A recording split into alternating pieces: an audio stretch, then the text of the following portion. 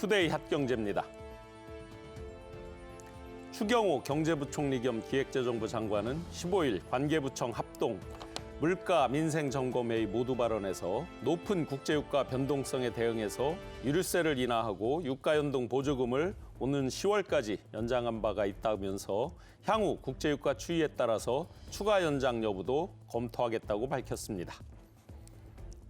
15일 금융권에 따르면 KB국민, 신한, 하나, 우리은행 등 4대 은행이 보유한 가계대출에서 신용 손상으로 판단된 채권 규모는 지난 상반기 말 기준 2조 3,893억 원으로 한 해 동안에만 6천억 원 이상 늘어났습니다.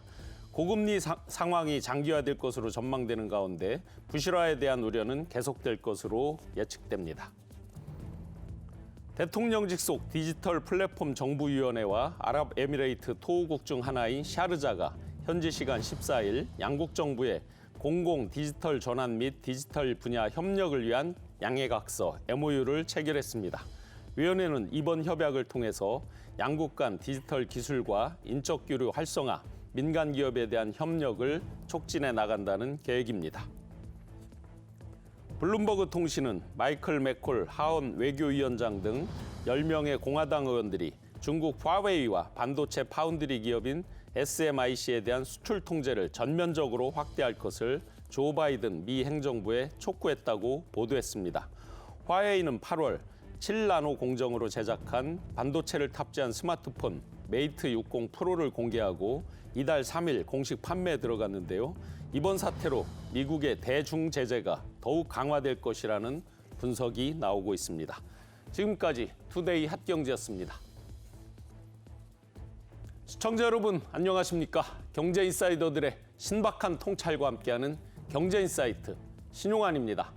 최근 시중에서 세대 간의 갈등 요인이라고 많이 꼽히고 있는 국민연금, 세대 간의 갈등 미래 세대와 현재 세대 간의 전쟁이다 이런 얘기들도 많이 들어보셨을 겁니다.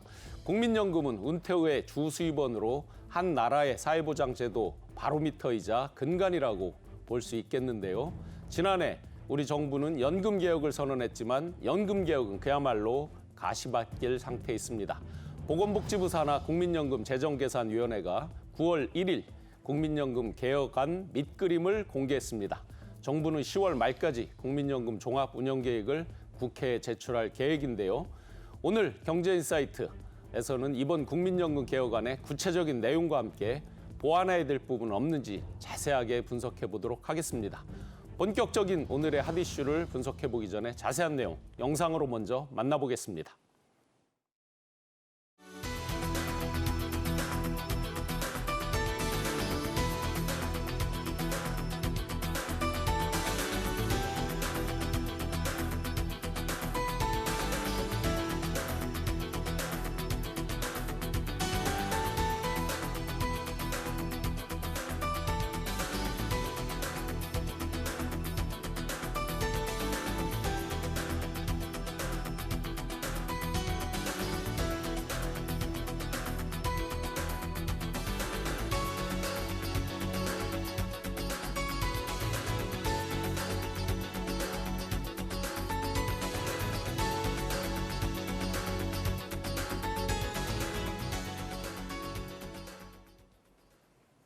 중요한 개혁 과제로 떠올라 있는 국민연금에 대해서 자세하게 분석해 주실 전문가 두 분 소개해드리겠습니다. 윤석명 한국보건사회연구원 연구위원, 오건호 내가 만드는 복지국가 정책위원장 함께합니다. 네, 두 분 반갑습니다. 안녕하세요. 네, 고맙습니다. 네. 현 정부의 3대 개혁 과제이기도 하죠. 노동개혁, 교육개혁과 함께 국민연금 개혁이 주요 3대 개혁 과제인데요. 정부가 추진하는 국민연금 개혁안의 밑그림이 나왔습니다. 지난 1일 국민연금 재정계산위원회가 발표한 보고서에 보면 더 내고 더 늦게 받는 상황별로 18개의 시나리오가 제시됐습니다.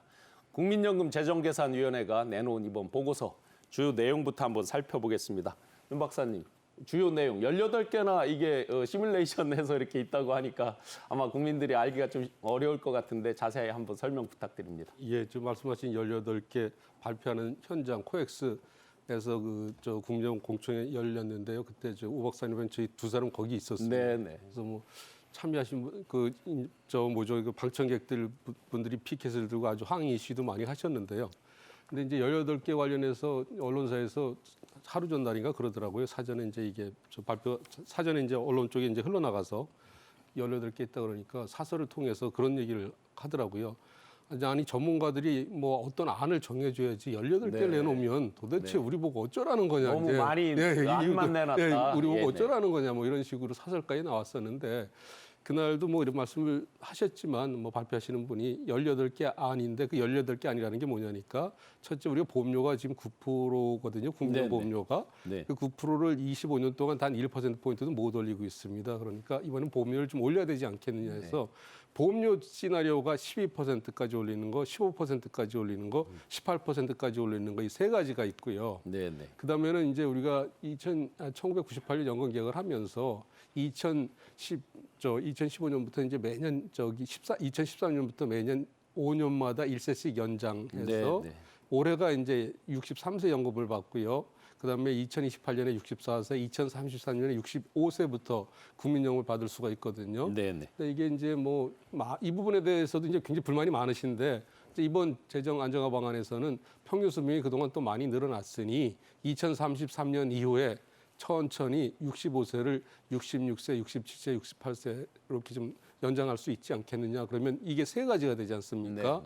그러면 3~3은 9가 되는 거죠. 그러니까 여기다가 이제 그걸로도 잘 이제 재정 안정 달성하기 어려우니까 지금보다 기금용 수익률을 0.5%포인트 하나, 또 하나는 1%포인트 또 하나 더 올릴 경우는 뭐 재정적인 측면에서 긍정적인 요인이 있으니 그게 두 가지지 않습니까? 그러니까 보험료 조합 3개, 그다음에 연금 수급 연령 연장하는 조합 3개, 기금 운용 수익률 올리는 조합 2개 하다 보면 3~3이면 18개가 된다. 뭐 이러거든요. 그래서 우리 보고 어쩌라 그러는 건데 이제 요약해서 하나 말씀드리면 이제 제가 재정계산위원회에서 이제 재정 안정화 방안을 또 다른 한 분하고 같이 담당했었는데 참고로 제가 제안했던 재정 안정화 방안은 보험료를 어렵더라도 9%에서 15%까지 6%포인트 올리고 저는 뭐 수급 연령을 뭐 65세에서 68세까지 올리자고 주장은 안 했고 그 비슷한 효과가 나는 평균 수명이 늘어나는 만큼 매년 받는 연금액을 좀 차감하자 이런 안을 냈습니다. 그래서 요거는 나중에 제가 이제 제가 본격적인 안이 나올 때 이제 제가 설명을 추가로 드리겠습니다. 네, 그러니까 18개라고 그래서 뭐 각기 다른 18개가 아니라 그 15%,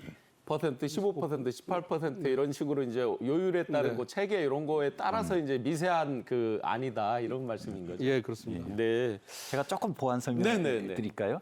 그러니까 이번 그 재정 계산이 국민연금법에 따라 5년에 한 번씩 하는 거거든요. 그래서 5년에 한 번씩 국민연금의 미래 재정의 건강을 진단해서 미래 재정 균형이 깨져 있다면 그것을 다시 복원하는 방안을 만들어라라는 이제 법에 명시되고 있고 그거에 따라 위원회가 만들어졌어요. 그래서 70년 동안의 미래 장기 재정을 전망해 보니까 무척 불안정하게 나온 거예요. 그래서 불가피하게 국민들이 들으시기에 다 불편한 거죠. 더 내고 더 늦게 이렇게 나왔는데 그럼 장기 재정 균형을 짜려다 보니까 우리가 만질 수 있는 정책 카드가 그렇게 많지 않아요.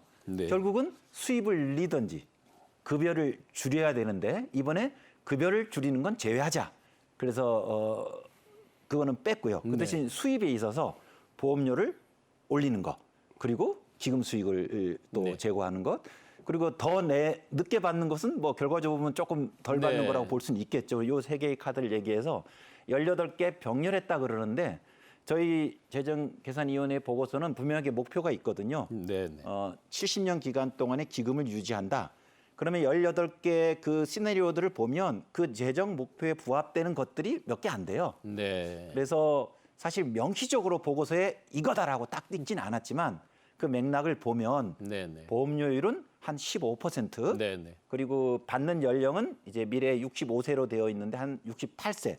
당장 올리는 거 아닙니다. 2048년까지 해서 68세. 그리고 기금 수익은 0.5%포인트와 1.0을 시뮬레이션 했지만 사실 0.6 정도.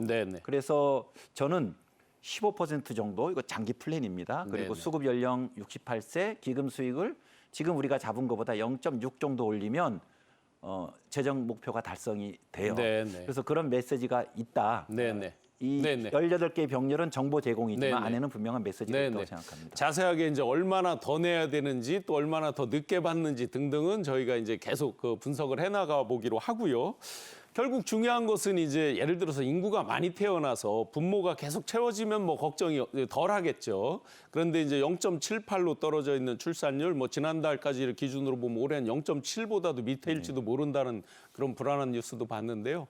계속 그 출산율은 떨어지고 하다 보니까 국민연금 그 분모가 채워지는 부분이 이제 부족해서 지속 가능성에 대한 문제일 거 아니에요. 그래서 우선 국민연금의 그 기본적인 개념, 설계 원리, 그리고 왜 이 시점에서 이렇게 강하게 개혁을 해야만 하는 필요성이 있는 건지 그 부분을 한번 설명 그러니까 부탁드리겠습니다. 최근에 국민연금에 대한 미래 지급 가능성에 대한 불안이 커지다 보니까 네네. 뭐 탈퇴하겠다, 뭐 돌려달라 이런 이제 인터넷 댓글들도 있는데 역설적으로 국민연금 미래 재정이 불안한 이유는 지금 국민연금 제도가 가입자에게는 무척 좋기 때문이에요. 네. 그래서 지금 보험료는 자기 소득의 9%를 내고 있습니다. 네. 직장인들은 절반 4.5를 네네. 내고요. 그리고 받는 것은 보통 소득 대체율 40%라고 하는데 네. 자기 평생 소득의 40%를 네. 40년 가입하면 받는 겁니다. 그러니까 100만 원이 지금 소득이라고 그러면 40만 원 정도를 그렇죠. 받는 거죠. 근데 40년을 다 가입하기가 어렵거든요. 네네. 그래서 예를 들어서 만약에 30년 가입하면 이제 네. 30%를 받게 되겠죠. 네, 지금 평균이 18.7년 정도 되니까 절반밖에 안 되는 거잖아요. 40년에서. 그렇죠. 그래서 40년 기준 40%인데 가입 기간을 채우지 못하기 때문에. 네네. 근데 이 가입 기간 채우지 못하는 이유는 사실은 국민연금은 일종의 역사가 필요해요. 네네. 왜냐하면 차곡차곡 쌓여야 되는 거니까. 네, 그렇죠. 그런 면에서 우리나라 국민연금은 다른 나라에 비해서는 아직은 청소년기에 있습니다. 네네. 그것 때문에 가입 기간이 짧고 그래서 연금액이 작은 것도 있고요. 그리고 중요한 건 이게 미래 재정 불안의 요인이기도 하지만 받는 거에 비해서 보험료는 무척 낮아요. 우리가 미래 받을 지금 현행 제도에서의 국민연금 급여를 상정한다면 우리가 개모임을 해서 네네. 예, 균형을 맞춘다고 마지막 네. 대주자까지 안전하게 받으려면 지금보다 우리 가입자들이 보험료를 거의 2배 이상 내주셔야 되거든요. 네. 분석하면 지금 9% 내는 걸 한 20% 정도 내야 네. 수지 균형이 되는 거예요. 즉 네네. 미래 세대한테 그 부담을 넘기지 않는 겁니다. 네네. 서구 나라들은 대부분 이런 개혁을 해서 지금 제도를 만들어 놨어요. 네네. 그래서 더 저희보다 훨씬 보험료를 내는 게 훨씬 더 많다 이거죠. 2배를 내고 있죠. 네네. 그래서 서구는 지속 가능성에 대해서 큰 우려가 없습니다. 사실 OECD 국가 중에 이러한 불안정을 갖고 있는 나라가 몇 안 되고 그중에서 또 네. 가장 심한 나라가 한국이죠. 네. 그래서 국민연금은 굉장히 국민들을 배려해서 좋게 만드는 제도다. 근데 역설적으로 그게 지금 재정 불안을 야기하고 있기 때문에 네. 우리 세대가 이제부터 조금 더 재정을 채워나가는 개혁을 해야 된다. 네. 그게 이번 위원회 보고서의 또 핵심 메시지이기도 합니다. 네. 누구나 욕심대로라고 하면 덜 내고 더 받고 하면 좋겠죠. 그런데 이제 국가의 재정이라는 건 다 한계가 있고 또 국민의 세금을 이런 부분을 채우기 위해서 뭐 많이 걷는다는 것도 쉽지 않은 부분이기 때문에 다 같이 이제 허리띠를 조르고 또 어떤 각종 개혁 과제에서 연금 개혁에 또 같이 머리를 맞대야 되는 시점인 것 같습니다. 이렇게 이제 국민연금 개혁이 이제 급부상 결론을 어느 정도는 내리고 가야 되는 시점이 됐는데 한 가지 세부적으로 한번 알아보겠습니다. 첫 번째로 이제 제일 궁금한 게 저희가 뭐 아까 12%, 15%, 18% 말씀 주셨는데요. 과연 얼마를 더 내야 되는지 보험료율에 대한 부분을 한번 분석 부탁드립니다.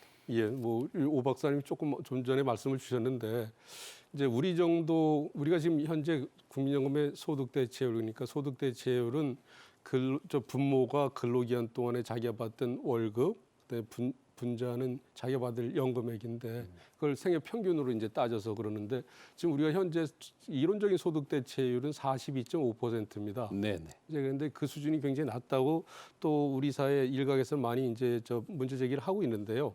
그 정도의 보험료를 내는 OECD 국가들은 통상적으로 그 정도의 소득 대체를 제공받는 OECD 국가들은 통상적으로 보험료를 18%에서 한 23% 정도를 내고 있습니다, 이미. 네. 근데 우리는 그 처음에 급여율이 42.5%가 아닌 70%로 도입이 됐고 네. 88년에 그 당시 보험료는 3%였거든요. 네네. 그리고 보험료가 98년에 돼서야 9%로 올라왔습니다. 네. 그리고 그 9%가 25년 동안 단 1%포인트도 못 올랐다는 네. 거죠. 그러니까 국민연금 역사가 아까 우리 오 박사님이 다른 선진국에 비해서는 청소년기지만 네. 그러지만 이 폭풍 무슨 질주라 그러잖아요. 이게 네. 굉장히 저희 사회 구조가 급격하게 변하다 보니까 상대적으로 외국에 비해서는 기간이 짧지만 그동안에 낸 거하고 받는 거의 차이가 너무너무 크다 보니까 네네. 지금 그래프에서 보시면은 네, 네. 이제 예. 대한민국이 약 45.5 정도 소득 대체율을 기록하고 있는데 다른 나라들하고 그래서 뭐 참고로 말씀드리면 일본이 33.9인데 보험료가 18.3%입니다. 예. 독일이 43%인데 보험료가 18.6%고요. 예, 예. 뭐 노르웨이 저쪽은 보험료가 제가 지금 정확히 기억은 못하지만 25% 전후가 될 겁니다. 네, 그다음에 네. OECD가 이건 급여율이거든요. 그러니까 보험료 부담은 한 18.3% 정도 됩니다. 네. 조그만 나라들이 들어와서 그렇지 뭐 몇 년 전까지만 해도 20%였거든요. 네. 네. 이제 그런 식으로 제도로 봤을 때 내는 거하고 받는 거의 불균형이 OECD 회원국 중에서 우리가 제일 심한 국가인데 네, 네. 거기다 설상가상으로 우리는 OECD 회원국 중에서 가장 빨리 노인 인구가 늘어나는 나라고 또 가장 신생아들이 태어나는 비율이 적은 예, 예. 초저출산 국가라는 거죠. 그러니까 네, 네. 지금은 우리가 OECD 평균에 비해서 굉장히 뒤떨어져 있지만 중장기적으로 봤을 때는 평균 정도가 아니라 평균보다 훨씬 높은 부담을 해야 될 수밖에 없는 나라가 우리나라다 보니 네. 지금 현재 우리 국민들이 느끼는 어떤 국민연금에 대한 어떤 정서적인 감정하고 이 제도가 제대로 굴러가기 위한 어떤 냉철한 어떤 머리로 봐야 될 어떤 그 수치하고는 상당한 괴리가 있다는 네, 거죠. 네, 네. 그래서 이제 뭐 여러 선거 때마다 이제 이 부분이 이제 굉장히 어떤 그 문제가 될 것 같으니까 오래전부터 이미 2007년에 우리가 연금 개혁을 할 때 네. 그때 이미 보험료를 한 12% 정도 올리려고 그랬는데 국회에서 네. 그게 통과가 안 됐거든요. 여의도 계신 우리 분들이 국민들이 싫어한다고 네. 안 하셨고 또 지난 5년 전에도 네. 또 국민들이 싫어하신다고 보험료를 안 올렸어요. 네, 네. 그게 제때 못 올리다 보니까 못 올린 만큼 계속 빚은 더 쌓이겠죠. 그래서 우리가 최소한 아까 오 박사님도 말씀을 주셨지만 이 제도가 1990년생들이 별 불안감을 안 느끼면서 네. 내가 사망할 때까지 진짜 안심하고 연금을 받을 수 있겠다. 그 정도로 가려고 그러면 보험료를 최소한 18%는 올려줘야 되는데 네, 네. 25년 동안 보험료를 1%포인트도 못 올렸는데 우리가 어찌 18%까지 올릴 수 있겠습니까? 네. 현실적으로. 그렇지만 이제 저 같은 경우는 아까 오 박사님도 설명해 주셨지만 위원분들이 이제 이리저리 고민을 해보니 어렵더라도 한 15%까지는 올려야 되지 않겠느냐. 네. 이제 그게 위원회에서는 이제 다수 의견 쪽에 속한다고 볼 수 있고요. 네, 네. 뭐 자꾸 이제 저희가 말씀드리지만 여기서 나오는 15%, 18%뭐 이런 것들은 있잖아요. 우리가 18%까지 올려야 재정 안정이 가능하다는 것도 네. 내년에 한 번에 18%를 다 올려야 되는 겁니다. 아하. 근데 우리가 어떻게 현실적으로 네. 2배를 1년에 올릴 수 네, 네, 있겠어요? 거의 불가능. 네, 그러니까 이게 한 10년이나 이렇게 걸릴 거 아닙니까? 그럼 네. 실질적으로 우리가 필요한 보험료는 18%가 아닌 한 22%까지 네. 올려야 된다는 겁니다. 네. 그러니까 지금 우리가 이제 아무리 어렵더라도 우리 이 방송 프로그램도 이제 굉장히 중요한 역할들을 하실 텐데 네. 국민들한테 이 사실들 우리가 왜 보험료를 올릴 수밖에 없느냐 네, 네. 이건 굉장히 좋은 제도다. 그냥 굉장히 좋은 제도지만 우리가 이제 그동안 여러 가지 경제적으로 어렵다는 어떤 이유를 대면서 네, 네. 우리가 할 도리를 안 했으니 네. 늦었지만 네. 우리 젊은 세대, 자식 세대, 손재 세대를 생각하면서 어렵더라도 우리가 좀 더 내자 이런 식으로 네. 우리 사회적 분위기를 좀 이렇게 이끌어갈 필요가 있을 것 같습니다. 네. 지금 윤 박사님 설명도 듣고 그래프에서 보니까 우리가 이제 외국보다는 덜 내면서 받는 건 비슷하게 이제 소득 대체율 개념으로 봤을 때 비슷한데 그런데 문제는 이제 국민들이 일반적으로 준조세로 인식하고 있는 이 국민연금에 대해서 저항감이 보험료를 더 내는 거에 대해 저항감은 분명히 있는 것 같거든요. 지금 9% 이제 예를 들어 4.5 내기도 하고 뭐 자영업자나 이런 지역 가입자분들은 이제 본인이 다 내고 그런데 아무리 이제 그게 뭐 단 몇 %라도 굉장히 이제 그 저항감을 갖고 있는 것 같고 여론조사에도 있더라고요. 경총에서 조사한 게 약 국민의 3분의 2 정도는 많다라고 인식을 하고 있다고 하는데 과연 이런 것들에서 우리가 점진적으로 올리든 어떻게든 할 때 좀 국민들 부담 이런 부분을 어떻게 설득을 할 수 있을까요? 그러니까 1998년 이후 25년 동안 우리나라 보험료가 9%로 지금 멈춰 네. 있거든요. 네. 올려야 됩니다. 그런데 저는 두 가지 요인이 작동하고 있다고 생각을 하는데 하나는 이제 특히 서민들이 가계 부담이죠. 네네. 지금 9%도 힘든데 더 어떻게 올리냐 이거 하나 하고 또 하나는 요새는 국민연금 제도가 꽤 괜찮은 제도고 또 나의 노후를 위해서 필요하다는 걸 점차 알아가고 계세요. 근데 제도가 좋으면 뭐하니 내가 받을 수 있어라는 미래 지급 가능성에 대한 불안을 갖고 있습니다. 그래서 두 가지 문제를 해결해야 됩니다. 하나는 미래 당신도 받을 수 있다라는 확신을 어떻게 줄까? 그게 이번에 위원회에서 하는 일이거든요. 그래서 이런 재정 안정화 조치를 통해서 미래도 지급 가능하다는 확실한 비전을 제시하는 것이고 두 번째는 가계 부담인데 당연히 항상 어렵죠. 그래서 우리가 조금 시간을 두고 단계적으로 이제 높여가야 되는데 네네. 직장 가입자들은 상대적으로 그 부담이 크지 않아요. 왜냐하면 우리가 3% 혹은 뭐 6% 올리더라도 절반은 사용자가 내는 거니까. 근데 가장 어려운 게 지금 도시지역 가입자이거든요. 도시지역 가입자들은 네. 보험료의 9%를 자기가 다 내고 있고 또 심지어 네네. 다 내고 있고 또 네네. 소득도 적으신 분들이에요. 우리 가입자 중에서는. 그래서 앞으로 보험료 인상할 때 지금 농어민들은 대략 절반을 국가로부터 지원을 받고 있거든요. 유일하게 본인이 다 부담하는 집단이 도시지역 가입자들, 우리 사회에서 가장 어려운 분들이에요. 그래서 이번 위원회에서도 제안을 했는데 우리 특히 이제 소득이 좀 부족한 저소득 지역 가입자들에게는 이번에 국가가 보험료를 지원하자. 저는 이런 조치들이 같이 결합되어야 보험료 인상에 대한 사회적 동의를 만드는 데도 가능할 거라고 봅니다. 네. 보험료 관련해서 제가 조금 좀 네네.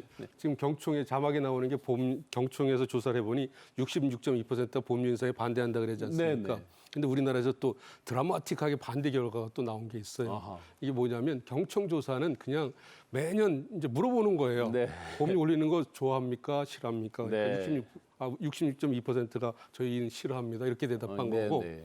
그러니까 EBS가 우리가 워낙 출산율이 낮아지다 네, 보니까 초저출생 특집 10부작을 했습니다. 네, 네. 제가 이제 그 프로그램에 좀 관여해서 내용을 예, 잘 예. 알고 있는데요. 이제 EBS에서 어떤 식으로 진행을 했냐면 전국 방방곡곡에서 10대부터 70대까지 500명을 네. 선정을 해서 현장 또 온라인 오프라인으로 조사를 했어요. 네. 보험료 올리는 거에 대해서.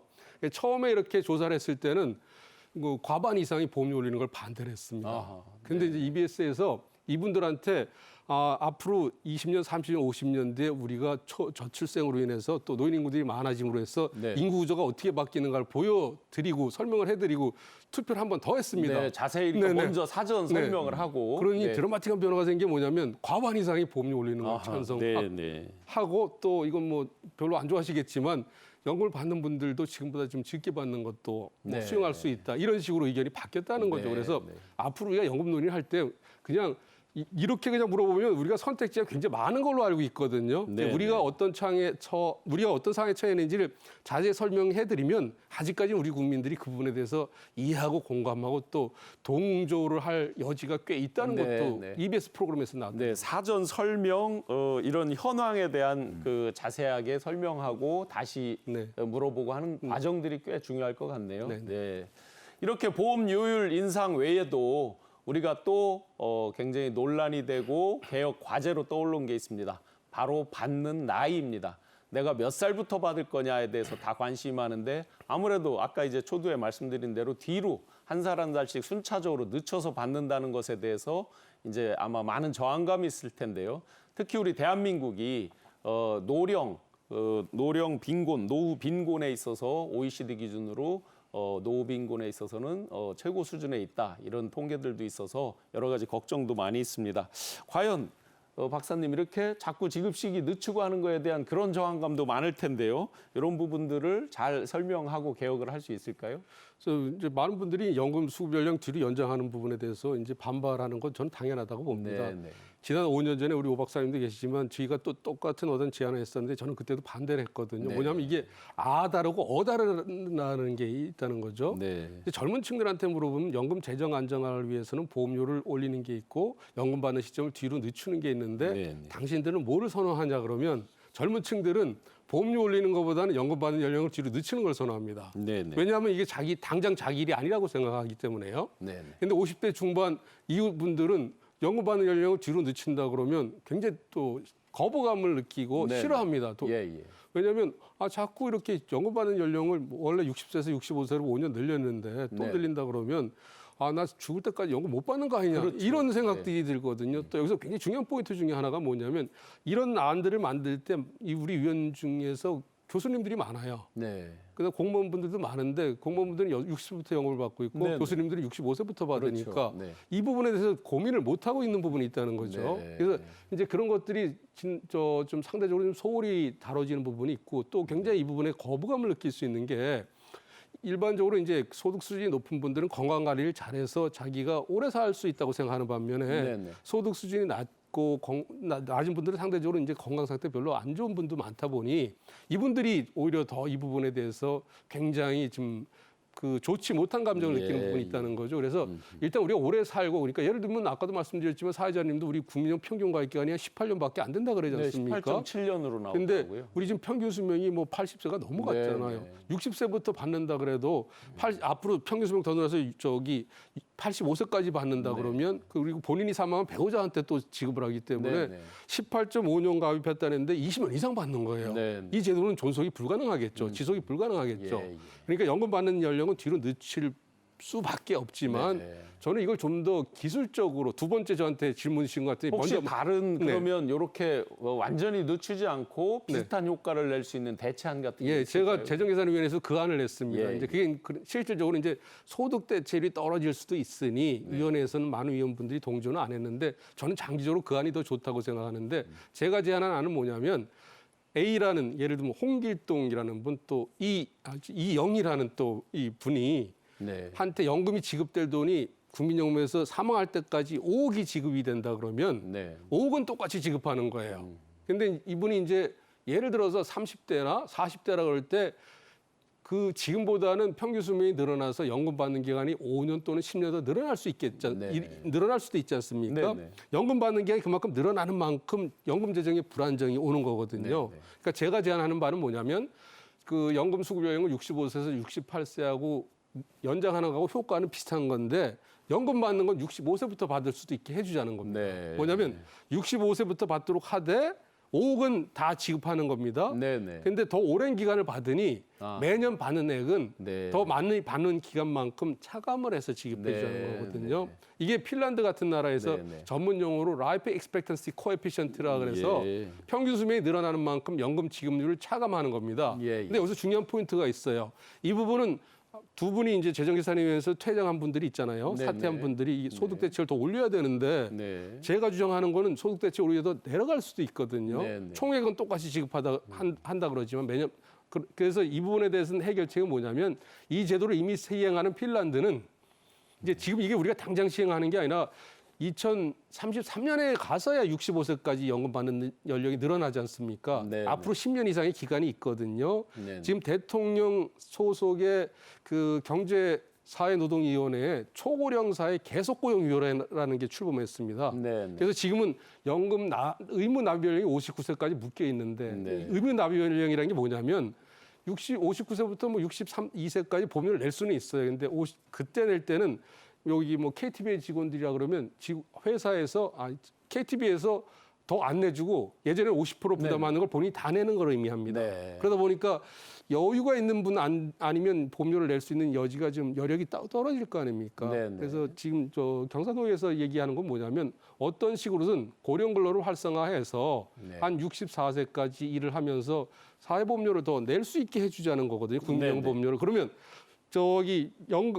그러면 지금 우리가 연금 받는 연령을 그런 식으로 계속 연장해 나가면 68세까지도 더 일을 하면서 보험료를 내게 되면 그 총액 기준으로 똑같이 지급하고 뭐 이렇게 하고 그럴지라도 연금액은 떨어지지 않고 네, 소득 대체를 유지할 수 있는 방법이 있다는 겁니다. 이게 네, 약간 좀 어렵게는 들리겠지만 하여튼 평균 수명이 늘어나는 만큼 65세부터 연금을 받을 수 있게 하면 저항감은 적고 건강이 나쁜 사람들한테는 혜택이 많을 텐데 연금액이 줄어드는 부작용이 있으니 지금 당장은 아니라도 10년, 15년 네. 뒤에는 일을 더 68세까지 더 할 수 있게 하면서 보험료를 더 내게 하면 네. 그만큼 불이익이 많아지니까 그렇게 하더라도 연금액이 줄어들지 않을 수 있다는 겁니다. 근데 이제 조금 더 복잡해지겠네요. 정년 연장에 대한 사회적 합의까지도 또 맞물리니까 정년 상당히 연장은 아닙니다. 복잡해지겠네요. 이게 제가 말씀 많이 드렸는데 얘기 나온 게 한 말씀만 더 드리면 네네. 지금 현대차에서도 정년 연장이 어떤 단협 조건으로 해서 파업을 하느니 마느니 했잖아요. 네네. 그 경사노위 계속고용연구에서 지금 연구하는 건 정년 연장이 아닌 일본은 정년이 되는 60세에 퇴직을 한 뒤에 네네. 퇴직 후 재고용 형태로 65세까지 노인들의 7, 80%가 일하고 있습니다. 예. 우리도 그렇게 좀 네, 해보자는 네. 겁니다. 네. 더 내고 또 조금 더 받는 시기를 늦추고 등등의 논란과 함께 재정 안정을 또 도모해야 되는 정부의 역할이 점점 중요해지고 있습니다. 국민연금 재정계산위원회에서 발표한 이번 개혁안에 하나 빠진 부분이 있죠. 바로 소득 대체율 인상안, 소득 대체율에 대한 논의입니다. 개혁안에서 빠진 소득 대체율 인상을 요구하는 목소리가 계속 이어지고 있는데요. 과연 보장성을 강화할 거냐 또는 재정 안정을 도모할 거냐를 두고 계속해서 줄다리기가 이어지고 있습니다. 앞으로 국민연금 개혁안이 겪을 진통 참으로 적지 않아 보입니다. 준비한 영상 보시고 계속해서 분석 이어나가겠습니다.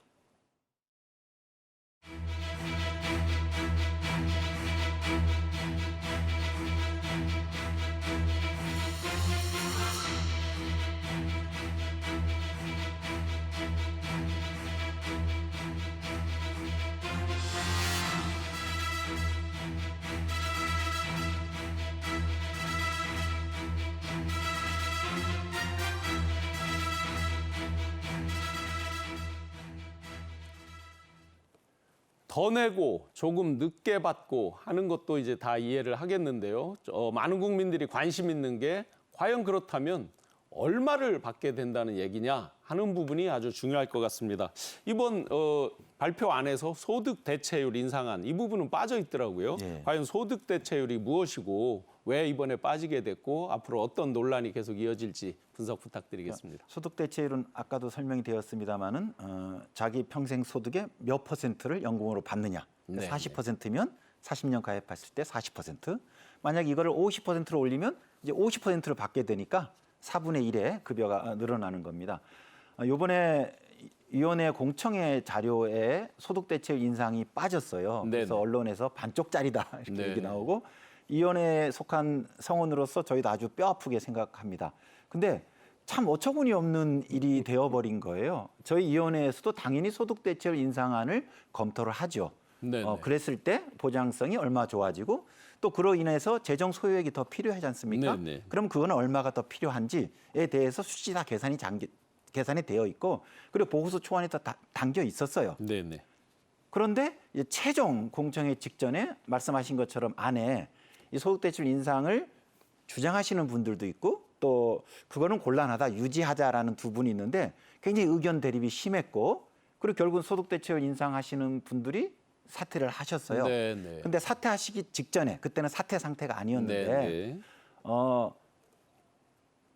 우리가 주장하는 이런 그분들이 이제 좀 요구하는 것들이 있는데 그런 게 의원회에서는 반영이 되지 않았어요. 네. 그러다 보니까 그럴 거면 우리가 주장하는 소득 대체율 인상을 아예 다 빼라라고 네. 말씀하셨는데 왜냐하면 그 소득 대체율 인상에 해당되는 그 내용을 그분들이 작성을 하셨거든요. 그래서 본인들이 쓴 원고를 삭제하라고 즉 필자가 삭제하라고 하니까 위원회에서도 아하. 어쩔 수 없었어요. 네. 대신 그분들이 쓰신 게 빠지니까 하지만 우리 위원회는 소득대출 인상에 대해서 그 취지와 재정 효과를 국민들한테 알려야 되거든요. 네. 그러면 대신 위원회가 소득대출 인상을 담겠다라고 했는데 그분들이 소득 인상안은 우리가 맡은 거기 때문에 보고서에서 들어가면 안 된다라고 해서 네. 굉장히 강하게 보고서에 소득대출 인상을 담지 말라고 네, 요구하셨는데 네. 그러다 보니까 위원회 운영에 있어서 이러다가 혹시 이게 위원회가 네. 온전히 가지 않고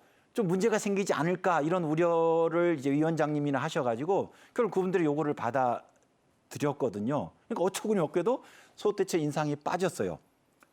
그런데 이제 공청회 직전에 그분들이 사퇴를 하시고 저는 조금 좀 당황스러운데 이제 거꾸로 왜 보고서에 소득대체 인상이 빠졌냐 이게 네. 반쪽 보고서다라고 얘기하니까 네. 사실 우리 의원들이 거의 다 지금 당황하고 있어요. 네. 그런데 하여튼 이런 자초 지정이 있고 공청회 자료는 일종의 중간 보고의 성격입니다. 네. 아마 제 생각에는 저희가 복지부에 최종 보고서를 제출하기 전에는 네. 당연히 그 인상안에 대한 내용들도 담길 걸로 기대합니다. 네.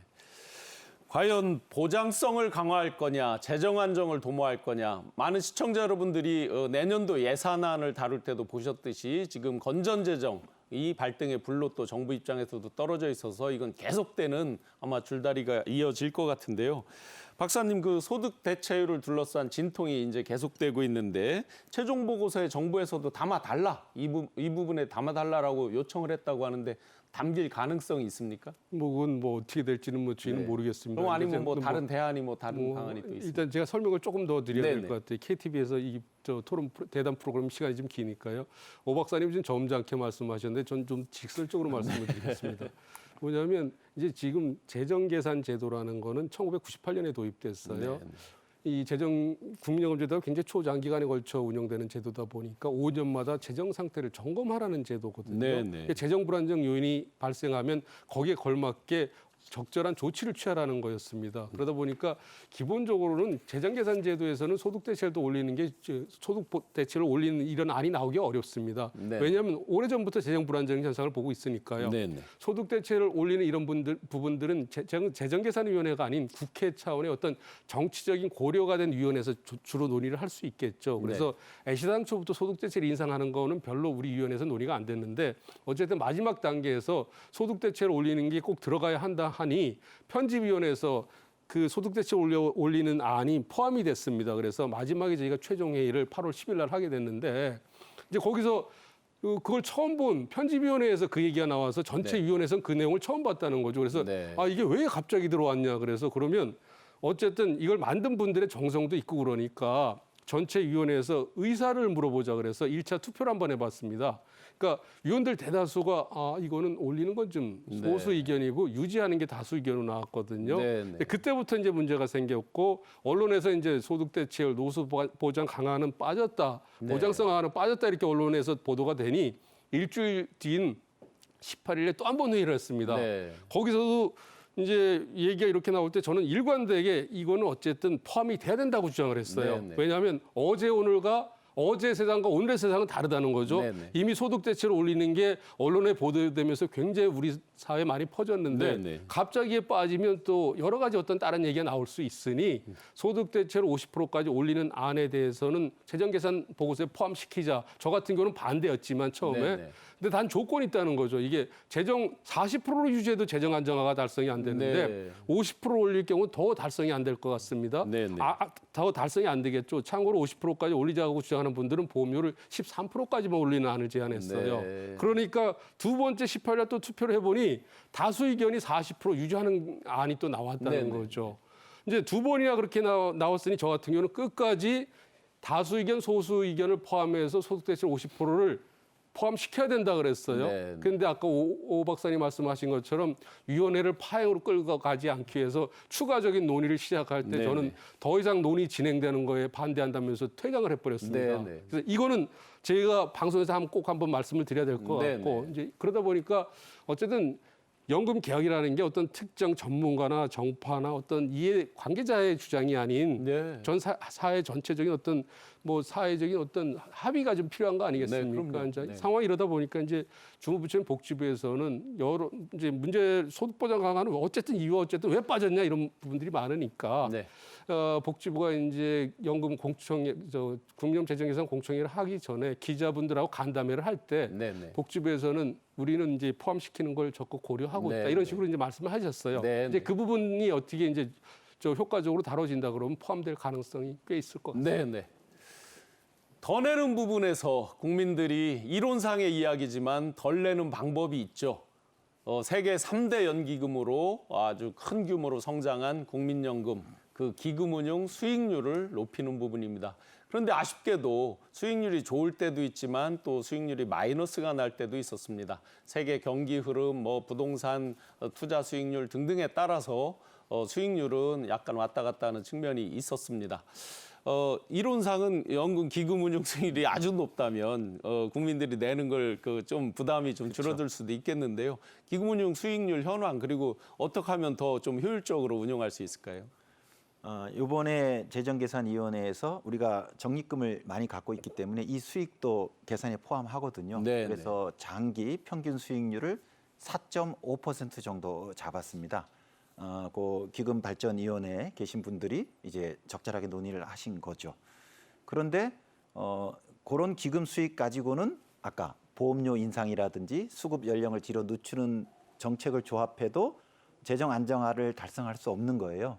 그래서 이번에 그 재정 계산이 5차이거든요. 5년에 한 번씩 하는 5차인데 처음으로 이 재정 안정화 조합에 기금 수익 재고라는 카드가 들어온 겁니다. 네. 거꾸로 얘기하면 그만큼 지금 미래 재정이 더 안 좋아진 거죠. 네. 이제는 기금 수익이 좋아질 거라는 기대를 네. 가질 수밖에 없는 진짜 안타까운 상황이에요. 네. 그래서 또 이제 기금 운영하시는 분들의 전문가들 의견을 많이 들었거든요. 그러다 보니까 이 국민연금 기금은 굉장히 장기 투자 펀드이기 때문에 네네. 일반적인 펀드에 비해서 일반적으로 얘기하는 투자의 위험이 관리될 수 있다라는 거예요. 네네. 그래서 우리가 4.5%로 기금 수익을 설정했는데 지난 한 30년간의 우리 국민연금 기금의 수익을 보면 이것도 높거든요. 네네. 5%대입니다. 네네. 그리고 우리가 같은 공적 연기금, 해외 공적 연기금을 보면 또 우리보다 대부분이 높아요. 네네. 이미 우리나라 국민연금 기금도 해외에 많이 나가 있거든요. 네네. 아직 우리가 이제 기금 운용 투자의 여러 역량들은 좀 부족합니다만은 이런 것들을 좀 인프라를 갖추고 제고하면 지금보다는 높아질 수 있지 않을까라는 네. 그 기대치가 섞인 건데 저도 그전 이제 재정 계산 논의에서 기금 수익을 제고하는 것을 하나의 방안으로 넣는 거에 대해서는 대단히 비판적이었어요. 네네. 무리다라는 건데 최근 들어와서는 우리나라의 기금 운용 역량이 옛날에 비해서 많이 개선되어 있습니다. 네네. 그리고 앞으로도 장기 펀드로서 그 역량을 좀 더 강화시킨다고 하면 네네. 요번에 설정한 위원회가 설정한 그 수치보다는 조금 높을 수 있지 않을까. 네네. 저는 그런 면에서 뭐 1% 이상 높인다는 건 좀 어렵지만 네. 뭐 0.5%포인트 안팎의 네네. 기금 수익 재고 정도는 이번 재정 안정화 조합의 카드로 쓸 수도 있겠다라고 생각했고요. 네네. 그런 방향으로 기금 운용이 좀 바뀌었으면 좋겠습니다. 네네. 윤 박사님, 그 많은 또 국민들 가운데서 공무원 연금, 군인 연금 매년 10조 정도 이렇게 정부에서 지원하는 뭐 이런 것들랑 비교를 하면서 정부의 재정 안정도 중요하지만 그래도 정부가 좀 더 적극적으로 더 지원해서 해야 되는 거 아니냐 이런 의견들도 있거든요. 그런 부분은 어떻게 보시죠? 지금 뭐 이제 이 부분에 대해서 국민 여러분들이 불만이 많을 것 같습니다. 네. 공무원 연금 같은 경우는 올해 뭐 저 추정치가 그 적자 보존 공무원이 이제 국가가 사용자니까 네. 국가 부담금이 월급의 9%를 부담하는 걸 제외하고 네. 적자 나는 걸 정부가 6조 1천억 정도를 추가 부담할 것 예, 같고요. 예. 앞으로 10년, 15년 뒤에는 연간 공무원 적자 보존액이 한 15조 원 가량이 될 것 같습니다. 예. 그런데 참고로 제가 말씀드리고 싶은 건 뭐냐면 프랑스 마크롱 대통령이 연금 개혁하느라고 그렇게 고생을 했지 않습니까? 네네. 그 개혁한 내용의 본질이 뭐냐면 프랑스 국민 전체를 대상으로 2030년에 연금 제도에서 20조 가량 적자가 날 걸 그 적자가 발생하지 않겠다고 개혁한 겁니다. 네네. 근데 우린 공무원 연금 하나만 128만 명 대상 제도가 예. 앞으로 한 10년, 15년 되면 연간 적자 보존액만 15조 가량이 된다는 거예요. 네. 이거는 우리 제도가 지속이 불가능하다고 봐야 되는 거죠. 그래서 일단은 공무원연금 제도를 저는 좀 더 지속 가능한 쪽으로 고쳐서 국고 투입을 좀 줄여야 된다고 생각을 하고 있고요. 국민연금 같은 경우는 이거 국고 투입이 나중에는 자연히 됩니다. 왜냐하면 공무원연금 1960년에 도입된 오래된 제도고 네. 국민연금 늦게 도입된 제도다 보니까 아직 이 부족한 부분이 액수가 수면 위로 안 올라와서 그런 거지. 네네. 저 같은 경우가 계속 강조하고 있는 어떤 누적 적자 개념으로 살펴보면 국민연금에 앞으로 세금이 들어갈 액수는 아주 천문학적인 숫자가 들어갈 수밖에 없습니다. 앞으로 세금이 많이 들어갈 텐데 지금부터 우리가 보험료를 올리면서 어떤 그 고통스러운 재정 안정화 노력할 생각은 안 하고 지금부터 세금을 넣자 그러면 나중에 후세대 젊은 세대들은 엄청난 세금을 또 투입을 해야 된다는 거죠. 그런데 그런 관점에서 세금 투입 필요성이 있긴 있어요. 뭐 그러니까 군대 가서 국방 업무를 수행하는 분들 있잖아요. 그럼 네네. 그분들에 대한 어떤 크레딧, 그다음에 우리가 출산율이 낮은데 출산에 대한 어떤 사회적 보상 차원 이런 부분에 대해서는 우리가 세금으로 그 가입 기간을 인정해주는 그런 세금 투입할 필요는 있는데 네네. 취약계층에 대한 어떤 지원, 보험료 지원 이런 쪽은 세금을 투입할 필요가 있는데 우리가 보험료 올리는 게 고통스럽더라고 그걸 좀 고통을 덜기 위해서 지금부터 세금을 투입하자는 부분은 저는 동의하기가 좀 어려운 부분이 있습니다. 네. 네, 그 박사님, 그 일각에서는 1인당 한 8,200만 원씩 빚을 진 셈이다. 미래 세대의 빚을 뭐 이렇게 전가하거나 빚을 진 셈이다. 라고 하면서 미적립 부채 개념을 얘기하고 하는데요. 과연 국민연금 앞으로 건전하게 계속해서 지속할 수 있는 방법이 있다면 어떤 게 있을지 종합적으로 해서 마무리 한번 부탁드리겠습니다. 사실 확 손에 잡히는 방안을 찾기가 어려운 게 현실입니다. 네. 그래서 저는 국민연금에 처한 현실을 우리 국민들이 소상하고 객관적으로 인식하고 공유하는 게 중요하다고 봐요. 이게 바로 현 세대의 책임 인식을 공유하는 거거든요. 네. 당장은 보험료 인상이 부담되지만 이게 우리 아들, 손주와의 세대 공존을 위한 것이다라고 인식을 갖게 되면 저는 우리 세대가 충분히 실천할 수 있다고 봅니다. 네. 그래서 너무 자극적으로 지금도 살기 어려운데 왜 보험료 인상이냐 이런 방식이 아니고 있는 그대로 우리가 자료를 가지고 토론한다면 가능하다. 그래서 저는 국민연금에 있는 실상을 있는 그대로 우리 국민들이 공유하는, 인식하는 그런 긴 과정이 필요하다고 봐요. 네. 그래서 우리 세대가 충분히 실천하는 것.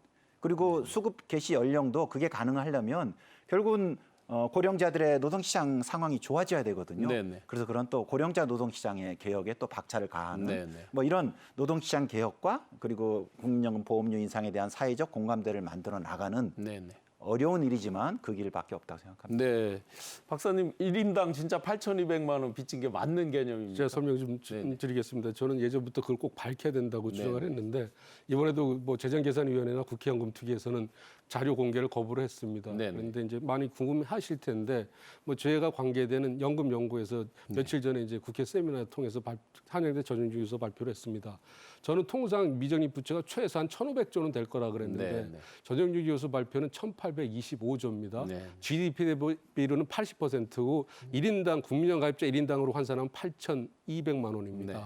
근데 거기서 머무는 게 아니라 지금 이 제도를 그대로 두면 2050년에 가면 GDP 대비 110%까지 늘어나는 거거든요. 근데 이게 알려지면 이거 내가 연금 못 받을 것 같다. 불안해서 보험료 납부에 대해서 저항을 할 수도 있다. 어떤 이런 우려 때문에 정부나 관계 당국에서는 좀 공개하기를 꺼리는 것 같은데 네. 오 박사님도 말씀 주셨지만 우리가 일단은 제대로 상황은 알려드리고 국민들한테 우리가 상황이 이러니 그런데 이 세상에서 우리나라에서 국민연금보다 더 좋은 제도는 없으니 어쨌든 우리가 모든 세대가 이 제도를 공유할 수 있으려 그러면 네네. 이 상황은 어렵더라도 문제를 정확하게 인식하고 어떻게 하면 이 제도를 지속 가능할 수 네. 있게 하겠느냐 이런 쪽으로 국민들하고 대화를 꾸준히 한다 그러면 네네. 충분히 저는 개혁을 할 수 있다고 네네. 봅니다. 네. 마지막으로 하나만 여쭤보겠습니다. 내년도에 이제 선거가 있잖아요. 네. 근데 중요한 게 지금 안을 내는 것도 중요하지만 결국 이 안이 국회 합의를 거쳐야 되는 거잖아요. 국회 합의 가능성 어떻게 보십니까? 국회 통과 가능성. 이틀 전 세미나에서 그 국회 연금개혁 특별위원장을 맡고 계신 주호영 위원장님이 네. 축사를 하시면서 그 말씀을 하셨어요.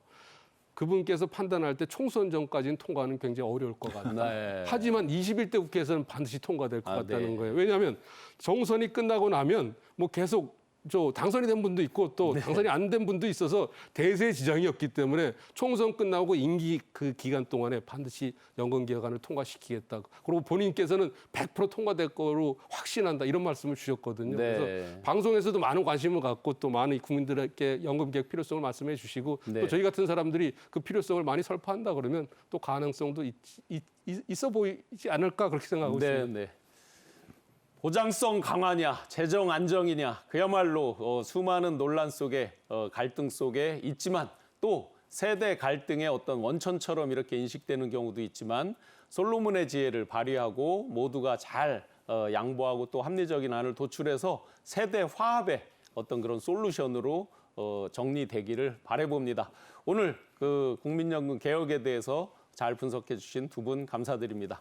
네, 고맙습니다. 감사합니다. 고맙습니다. 경제인사이트 오늘 준비한 내용 여기까지입니다. 지난주 폴란드 키엘체에서 열린 유럽 3대 방산 전시회죠. MSPO 2023에 우리나라가 주도국으로 참여했었습니다. 폴란드 현지에서 올해 최대 약 43조 원에 이르는 제2차 무기 수출 계약을 성사시킬 수 있도록 물밑 작업을 잘 진행했다고 합니다. 다음 시간 경제인사이트에서는 요즘 계속해서 승승장구하고 있는 K방산의 국방부 관계자를 모시고 폴란드 방산 전시회 결과와 함께 앞으로 K방산 발전을 위해서 과연 우리가 어떤 노력을 해야 되는지 자세하게 분석해 보도록 하겠습니다. 오늘도 함께해 주신 시청자 여러분 고맙습니다.